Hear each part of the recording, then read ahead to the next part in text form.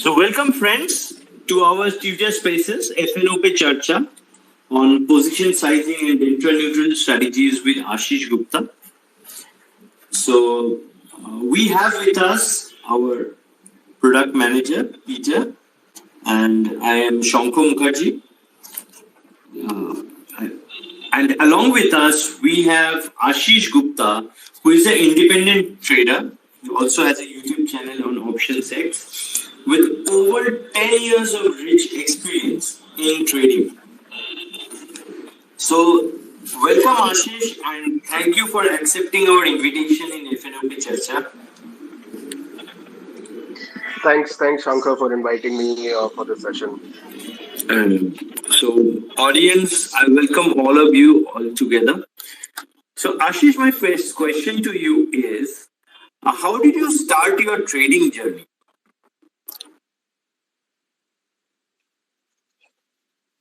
All right.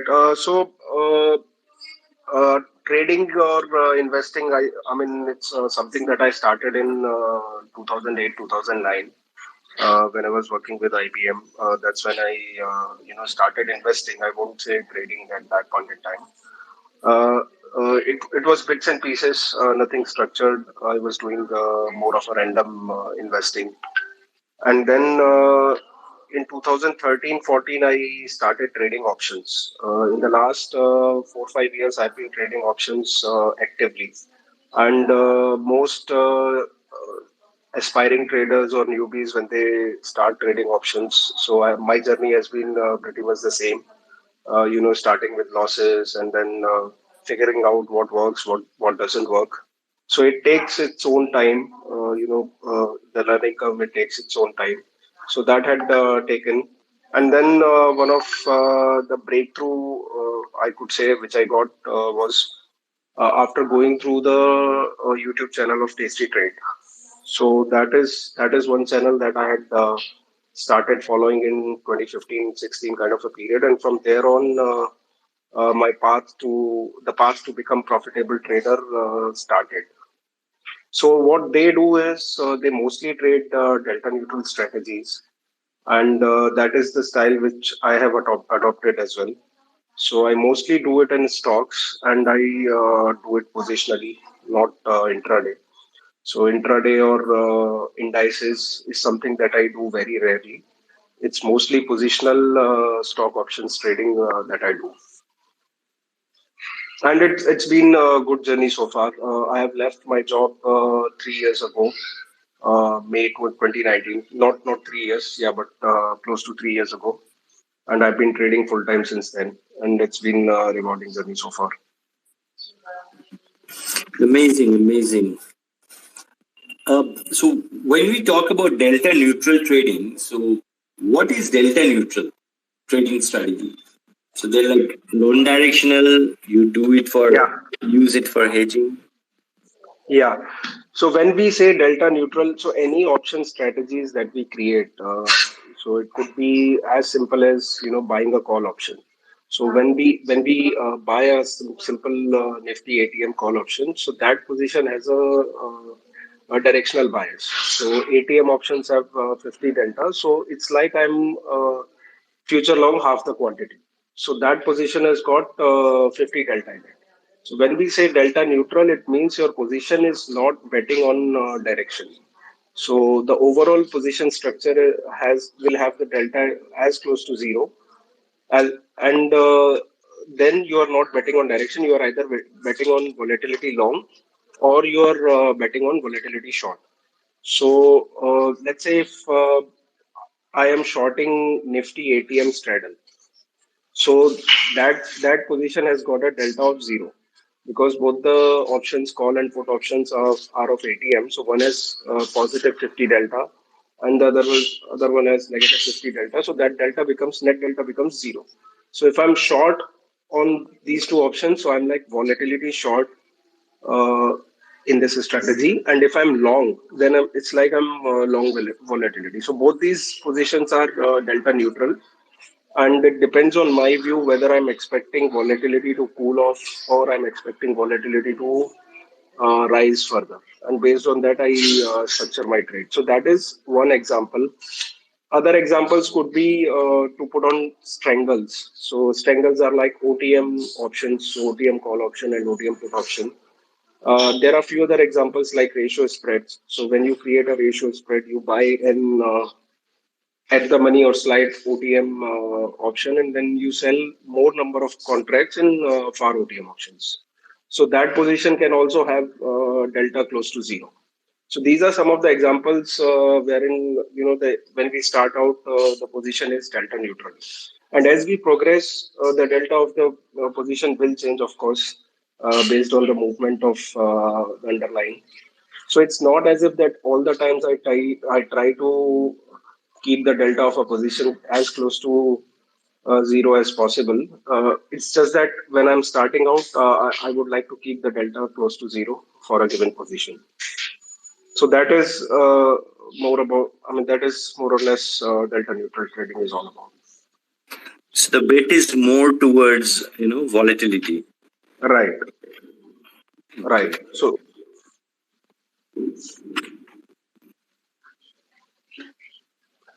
Great, Ashish, you said, like you are trading with the delta neutral strategies, and also you are doing some other strategies also, right? yeah. Yeah. Okay. In delta neutral strategy, if someone wants to do to get Uh-huh. that conviction, so have you did any back testing, and do you have any figures like you did this back testing, and how you convinced with these kind of strategies to get into as a full time trader?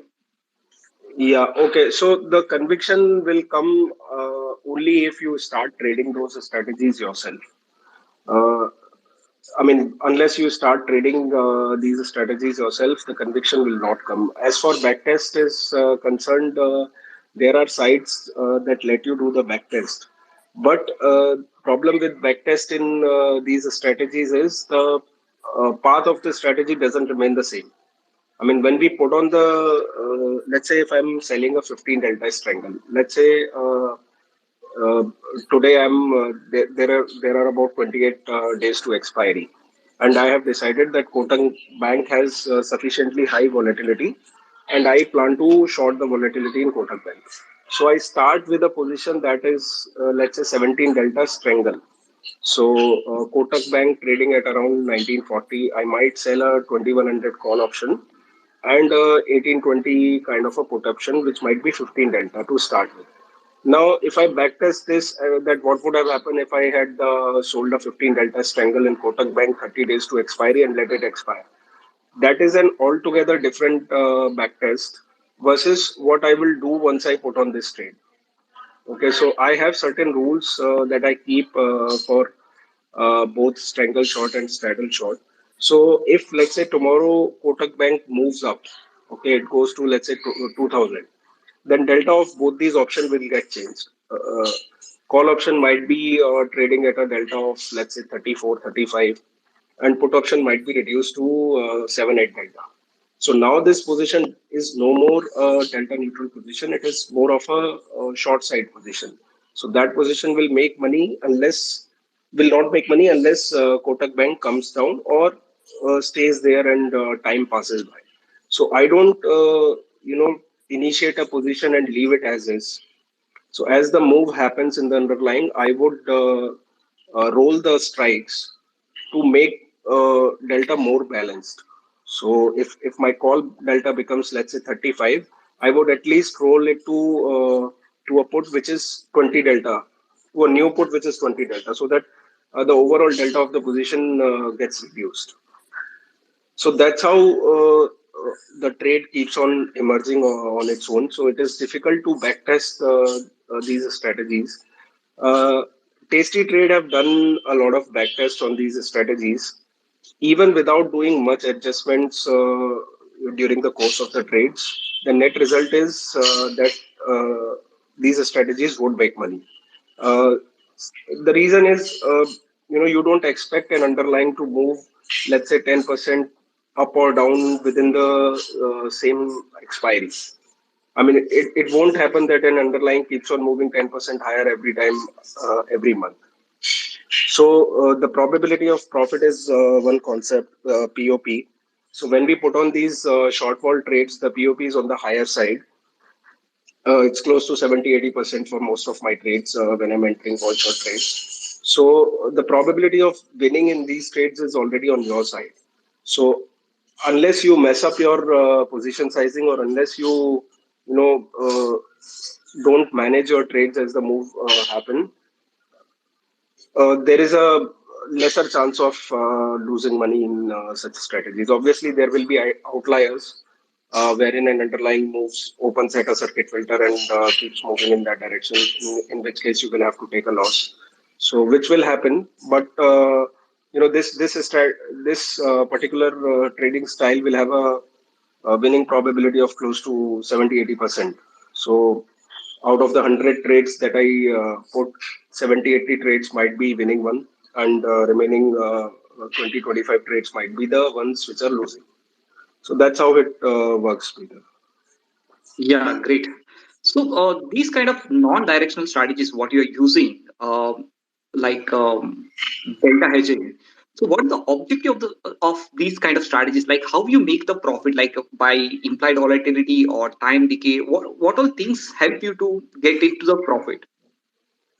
So when I look for a wall shot opportunity, there are a few things that I look for. So one of the things is what is the current IVP, which is the IV percentile. So it's like out of the last 365 days, the current IV which is there. On how many days in the last 365 days will this current IV be higher? So that is something that IVP tells me. So higher the IVP, it means the current volatility of that particular stock options is on the higher side. So that is one criteria which I look for, that it should be high IVP. Anything above 70-75 percentile is good enough. I mean, that makes a good criteria to enter a short ball trade. Then I look at the break evens that I get. So let's say 30 days to expiry, I'm trying to sell a strangle, 15 delta strangle. So I would look at the break evens that I'm getting in that trade. So generally, I'll go for break evens that are more than 10% on the either side. So the example that I just took of Kotak Bank, so that would be around 10% break even on either side. So that is second criteria to look for before entering a trade. The third one is the net credit received. It should be at least 13 14k, 13 14 15k for any stock option strangle. So which usually happens unless the underlying is very small. So one of the example that I could think of is Reliance Industries. Last 1 year, except for the last 2 months, last 1.5 year, Reliance Industries has been trading with a very low IVs. So its lot size is around 250, and so it makes an underlying of about 6 lakhs with current price of 2500. So it doesn't even provide a break even of 7-8%, and even the credit which we receive is not very high.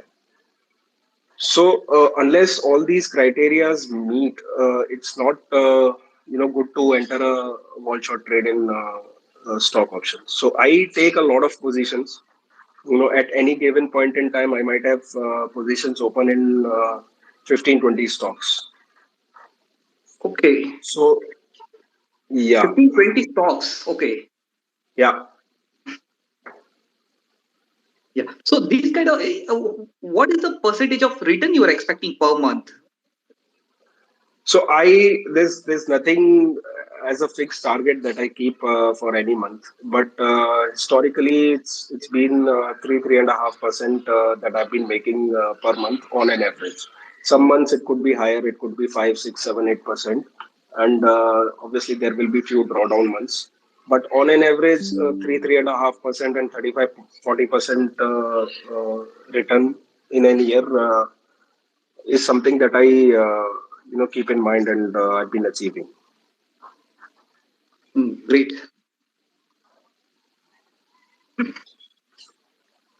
Yeah. Shankar, So, just for the benefit of the audience, Yeah. uh, for people who are new to Delta, understanding of Delta, can you please explain the Delta range for calls and puts?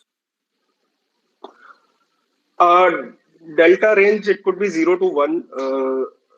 any so ATM have 50 delta. As we go in the money in the option chain, the delta increases. So let's say Nifty currently trading at 1720, 17,200. So 17 and 200 call option and put option both will have 50 delta or point 0.5 delta. So delta means if underlying moves 1 point, what is it that my option price would move?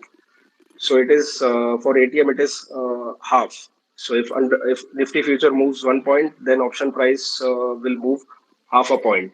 Given other factors like volatility, time to expiry, all these factors are kept constant. So as we move deeper in the money in the chain, so if I'm talking about call side, so as we move from 17,200 to 17,000, 16,500, 16,000 and downwards, the delta would tend to go towards 1. So, it Hmm. would increase from point 0.5 to point 0.7 to point 0.8 to and close to 1.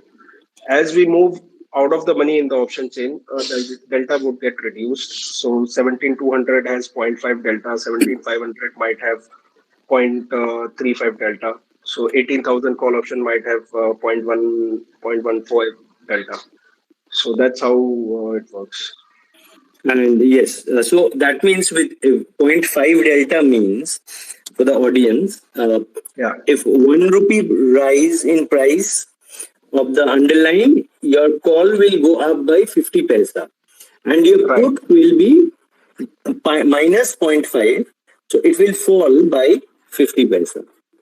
Right, and it is changing. I mean, after every 1 point move in the underlying, the delta of that particular option will get It changed. will changing because So at one it's point of not time it is at the money, then it will go out of the money and so on.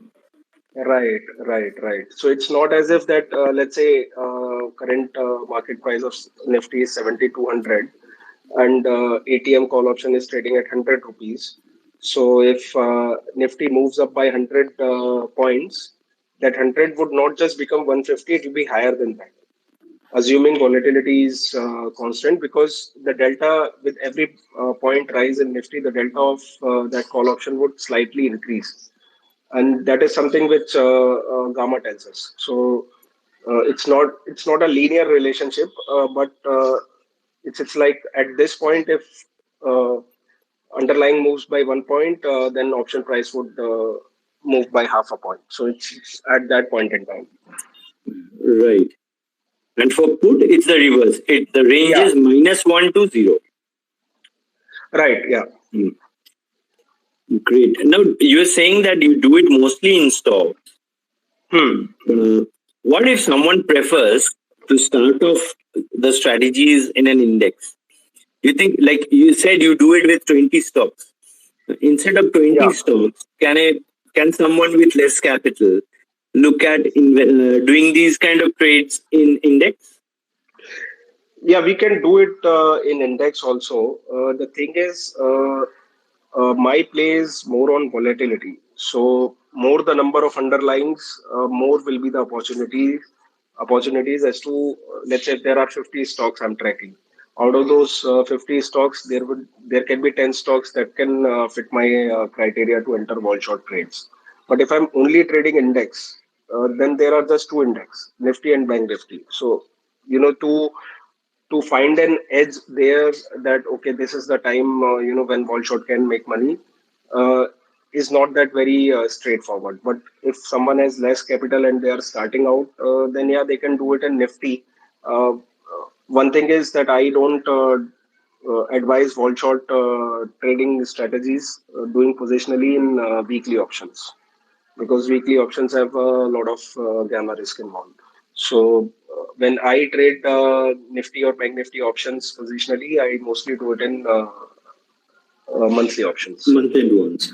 So Yeah. that was actually my next question, which I was going to ask you. So Okay. you're suggesting that people who wants to play in the index options using these strategies should generally avoid weekly options and play mostly on month-end options. Yeah, if it is undefined risk strategies, like straddle or strangle, then positionally one should do monthly. I know a lot of people are doing it in weeklies, and as long as there is no major gap up, gap down opening, continues to work fine, but we never know. There could be a 5% gap up, gap down any one day, and it could probably blow up weeks or months or probably a Even year's years. profit. Yeah, Mm. in one day. So that is why I prefer to do it in monthly options. Yeah. To simplify this, let me explain again. Like at the money, call option or put option has a delta of 0.5 or 50 delta. So Right. if you sell call option and put option both, means if you do the straddle, then we can arrive to delta neutral, right? Yeah. And if you go to the in the money calls, then delta will increase, and Right. out of the money calls, then delta will come down, right? Right. Right. Right. So, Ashish, this is the core concept, fundamental concept. Like at the money is 0.5, but when the price is moving, the along with that, like underlying price is moving, the delta also Yeah. moves up. Yeah, Right. this is what Right. you have explained here. So, in this case, I know one strategy is straddle. You have explained like we can at the money call and put both. We can sell. Short straddle is the one of the strategy for delta hedging. So, is there any other strategies? Can you please let us know?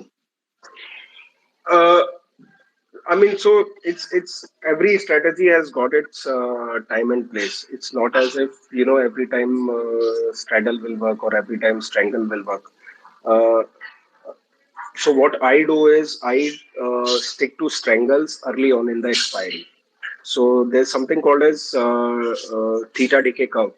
So that theta decay curve, if you look at it, it is the theta of ATM options is higher towards the expiry as we move closer towards the expiry.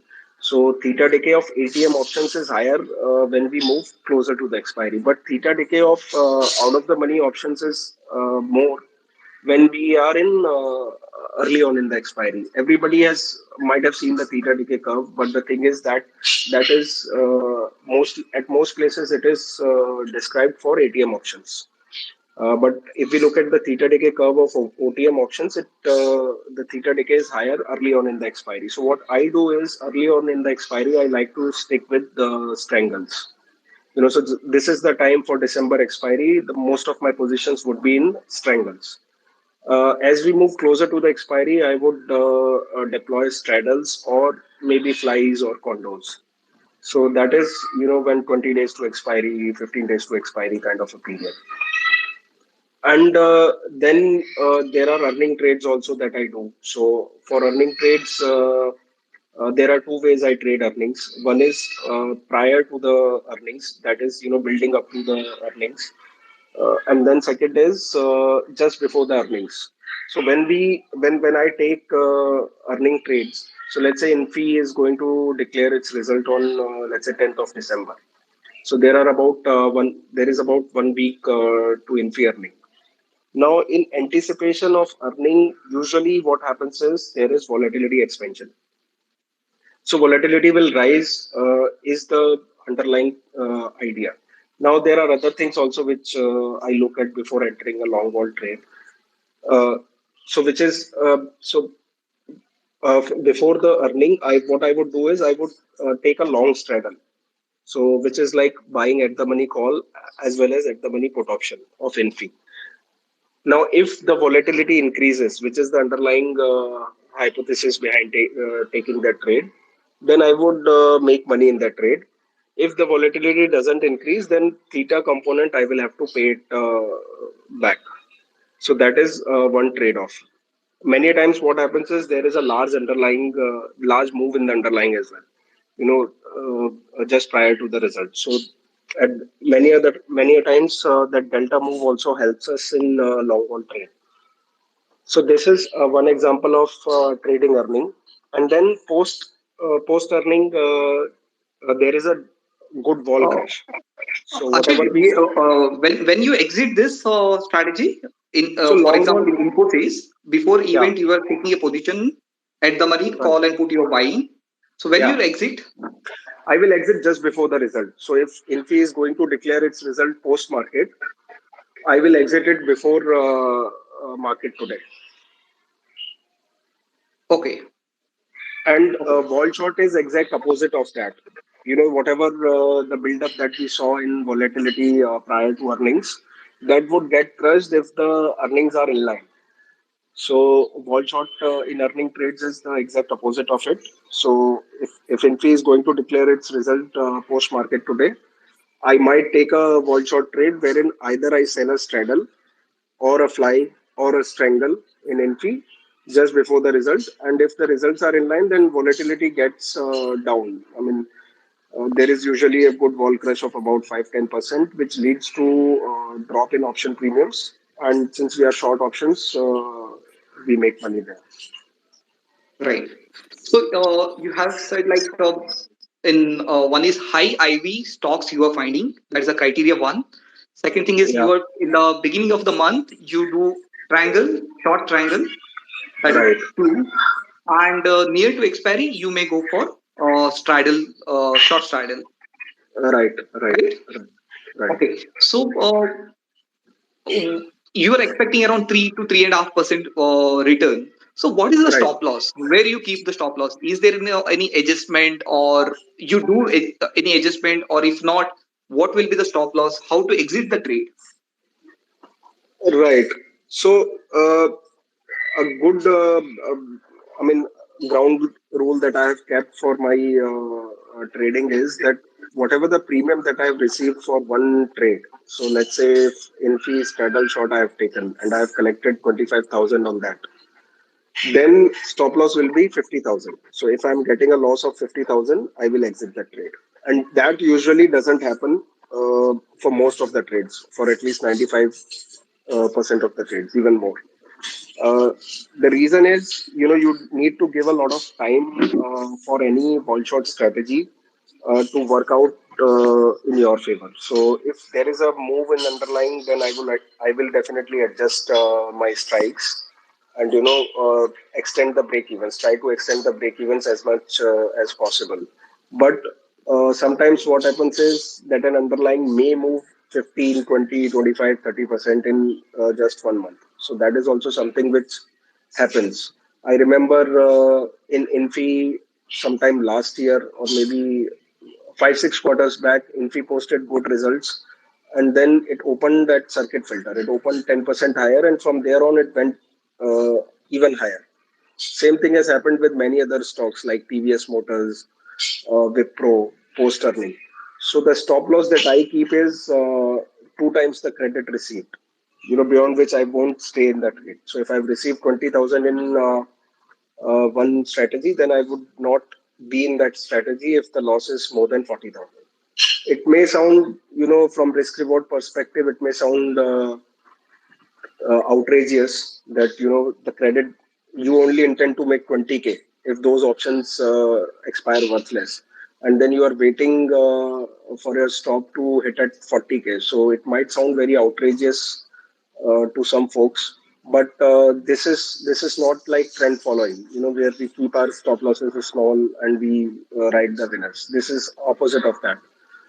Here, probability of winning is on the higher side, so we make small money on large number of trades, and then there are occasional outliers. So that is how I keep my stop loss. That's amazing. Okay. But instead of exiting, do Yeah, you sometimes shift to other strikes, maybe? yeah. Of course. So So how do you uh, do that? it's not as if that I will wait for the initial strikes only. So there are different ways to adjust. Strangles are adjusted in a different manner. Straddles are adjusted in a different manner. So for straddles, what I do is I mostly shift the entire straddle. So the recent example is of the Reliance trade. I had sold the straddle when this news of Saudi Aramco deal cancelled. That news came out. On that day, I had sold 2360 strike straddle. From there on, it went higher. So from 2360, it had went to almost 2500. So when it was trading at around 2450, I had rolled the entire straddle to 2420. So that entire straddle got moved from 2360 to 2420, and that happened at a debit of around $20. So the net credit in that trade remained around 120, 125. So that trade is still on. It's right now at a loss of maybe 5-6 points only. So, but that trade is still on. So that's how one adjusts their position. So for straddles, it might be different. For strangles, I roll the untested side only. So let's say if I've sold a strangle and call side is the one which is being tested, then I would roll the put side up, to improve the break even to receive more credit as we move along the trade. And if there is just one directional move that keeps on happening, then at some point you got to take out that trade and book loss. Yes. Ashish, I got one question from audience. So he's saying Yeah, like the beginning of the month you are selling out of the money like options like strike price, right? Out of the money right, options. right, First you're doing a strangle. So he's right. asking like how you decide which strike to sell. Sorry. So I look for anything. I choose my strikes based on delta. So I look for anything which is 15 to 20 delta. Okay, Okay. 15 So to 20 delta means for, the first criteria was like high IV stock you have decided, and again you are coming to the at the money, and from there you are checking which strike price has a 15 to 20 delta, and that strike price of call and put both you are selling. right, right. And if I have a directional bias, let's say if I'm slight bullish on an underlying, then I might sell a higher delta put. I might sell a 20 to 23 delta put and 15 delta call option. So that skewed strangle also is something that I do at times. Great. Ashish, there is a question Yeah, uh, from my end.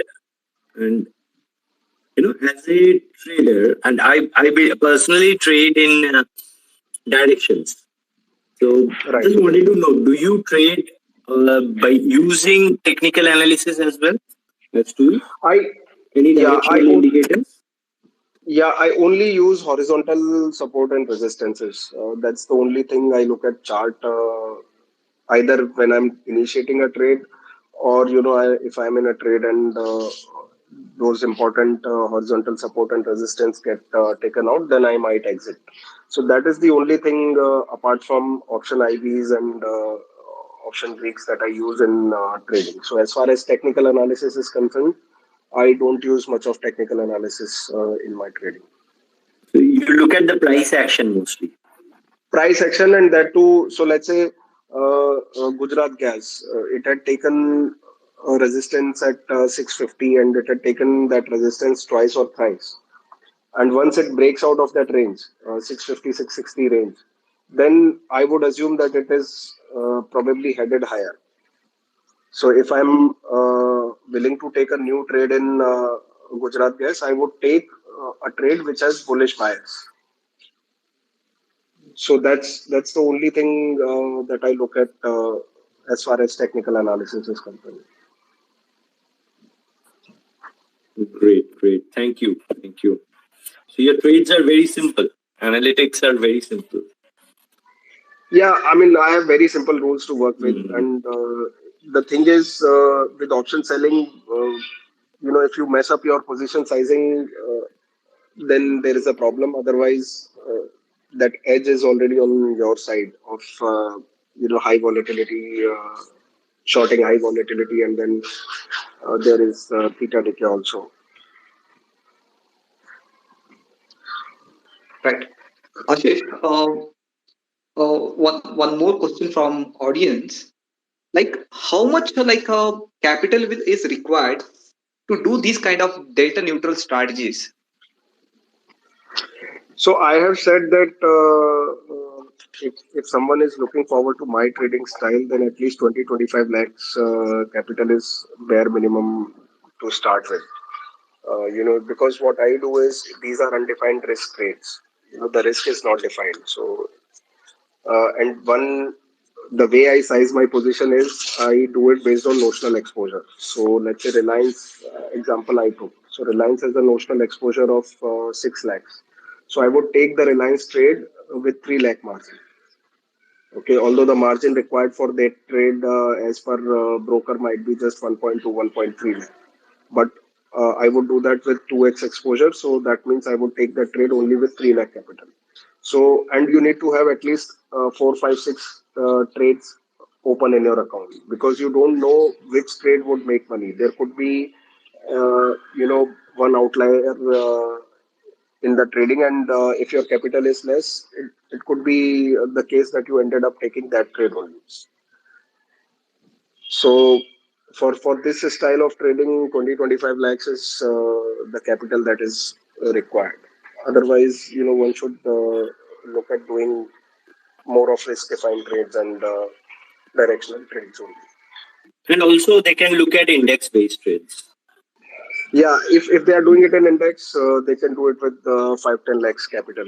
Yes, 5 lakhs में हो जाता है ये 5 index में. लाख तो कम से कम होना ही चाहिए for F&O trading. If anyone is trading in futures and options, उतने कम capital से, then it's just, I mean, for me, it doesn't make sense, honestly. Right. So the capital is like should be at least 10 lakhs, right? 5 to 10 lakhs should be there to trade with index options also. Yeah, great. Audience, if you have any questions, you can post me. You can send some DM to me on Twitter, so I can ask those questions to Ashish. Or you can ask, send me messages. Yeah. I think, Ashish, what is very important for us to understand that these strategies, the reason why audience Ashish is saying that you need 20-25 lakhs of capital, because it is actually an income replacement. What he's doing it full time. And Ashish is doing it full time.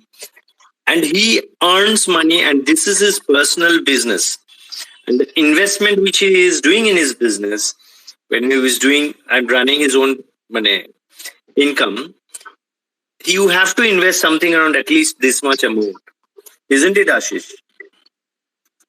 Even from the, I mean, that is there if someone is looking at it as full time, then obviously, depending on one's own expenses and requirements, one can decide their own capital. But even from the risk perspective, I think, because what happens is, let's say if our capital is less, let's say if I have just 5 lakh capital in my account, and I have taken two wall short trades. And tomorrow, if I have utilized my full margin, I have taken two wall short trades. And tomorrow, if both those stocks open at a 10% filter, then there's a good chance that I lose out on 20-25% of my capital in 1 day. While if your capital is large, then your risk is diversified at least across different stocks. The probability of 10 stocks opening at a 10% filter is much lesser than probability of one stock opening at a circuit filter. So from risk perspective also, it is important to have that much cushion in capital. Right. So, Ashish, can you highlight something about your position sizing? So, how you handle this? Like how much position you have a big capital, and how you handle these positions? Yeah, so like I said, for any one stock, for undefined risk trade, I would take 2x exposure. So the Reliance trade that I talked about, I would take it with a margin of 3 lakhs. And now, when it comes to taking position in one stock, I will not have a position more than 20% of my account size. Okay, so let's say if my account size is 1 CR, then in one stock, I would not have position which has a notional exposure of more than 20 lakhs in one stock. So that Reliance is 6 lakhs notional exposure. So for a 1 CR account, I would not take more than 3 lots of Reliance. Similarly, let's say Vedanta or Zeal, they have a higher notional exposure. So Z might have, let's say, 10 lakh exposure. So for a 1 CR account, I would not trade more than 2 lots of Z. So that's how I size my positions. And this is true for undefined risk strategies, which I do. Okay. I got one question. Okay, go ahead, Ashish. Ashish, go ahead. Yeah, I was just saying, if anyone wants to ask questions, they can just raise hand and you can approve, right? instead of No, sending or it's DMs. better they can post here. They can send some DM. Okay, all right. Yeah. So I got one question. He's asking in how to hedge overnight a risk, like in a black swan events. Those kind of events happens. Then how to hedge this risk, because you will like you were selling a straddle or strangle. So Yeah. in yeah. So, in case of a black swan, see, one thing is there with the kind of position sizing that I work. I have calculated it many times that what happens if tomorrow everything is opening at 10%, be it up or be it down. And then there is a volatility expansion also of, let's assume, 10-15%. So, the kind of position sizing that I work with, I have calculated that I will not lose more than 15 percent of my capital if there is a black swan event out of the ordinary tomorrow. So that is one. Now, if someone is working with a higher exposure and if someone is trading, with a higher exposure, then there are many ways to hedge. One is, you can uh, buy index put options. So far out of the money, 5 delta, 10 delta kind of put options you can buy. So that comes at a cost. Obviously, every week or every month, if you are buying it in monthly, you are buying a certain number of puts based on your overall account size. And more often than not, it could happen that for years those puts will just go to zero, and they will eat up small money every time. So that is one strategy. Then there is put back spreads also, which is like selling one put and buying more number of puts further out of the money. And then the third one is risk reversal, wherein you buy puts and you try to finance the cost of those puts by selling far out of the money calls. So these are some of the ways one can hedge their position, but I usually don't hedge my position because one, my position size is less. Most of the times I'm utilizing only 60% of my capital, so the position size is less. And secondly, I have tried with hedges; they have only added to cost, so that's why some hedge is something that I don't take. But if someone is looking to buy hedges, these are some of the ways. I also did one video on this. It's on my YouTube channel if someone wants to look more into these put back spread strategy that I talked about. Okay, great. So you are not hedging, but someone wants to do, then they can do, but it will come with its own cost. So your return maybe comes down, right? Yeah, right. Yeah. Yeah. Maybe one more question. This may be the last question I'm taking. So what does he do during the low IV tranches in stocks like current ones? Means any if all the stocks are with the low IV, that time how you trade? So yeah, this is a good question. For when there is low IV, I try to reduce my exposure further. So earlier I said that I work with 2x exposure. Then IV is low, then I might be working with 1.5x exposure only. So this is exactly what happened in last 1 week. Just prior to this announcement, this news of Omicron variant, the IVs were very low across the board. You pick any stocks, the IVs were very low. So I was trading with a very low exposure. But then this Omicron variant news came, and all of a sudden there is IV expansion as well as there is good down move in most of the stocks. Most of the stocks that I had position in are down 10% or more. So at times this happen and it hurts, but that's how trading is. It won't be smooth all the time. Right. So there are maybe some more questions, but we don't have much time. So those I think audience can tag you and ask some questions in your timeline, or they can visit your YouTube channel where Ashish has shared a lot of videos. So those videos will help you to get educated, I think. Yes, Shankar. Yes, I wanted to say that. And instead of tagging, I think they can message them. That makes more sense. Or you can even message us for further clarities and clarifications on this. And incidentally, we also do conduct a lot of webinars, courses, master classes, so which you can also join them for knowledge. So, any other questions? I think Ashish, this was wonderful today. What you explained us, that's really nice. Thank you, Shankar. Thank you.